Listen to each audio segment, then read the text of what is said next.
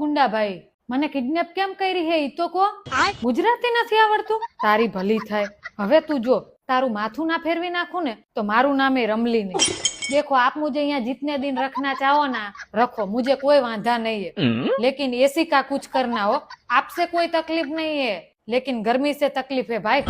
मैं तो कहती हूँ 8-10 दिन तो मुझे यहाँ रखना ही, क्योंकि घर पे जाके कचरा पोता ही करना पड़ेगा. इससे अच्छा तो यहाँ है. नहीं, मुझे जरा डर नहीं लगता, क्योंकि आपकी आंखों में वो गुंडा भाई वाला खौफ जरा ही नहीं दिखता. खौफ क्या होता है ना, वो देखना हो ना तो हमारी बा है ना, उनके सामने एक बार आना, आपको पता चलेगा कि असली खौफ क्या होता है. कि आपने इन पप्पा से कितने रुपये मांगे हैं? 10 लाख?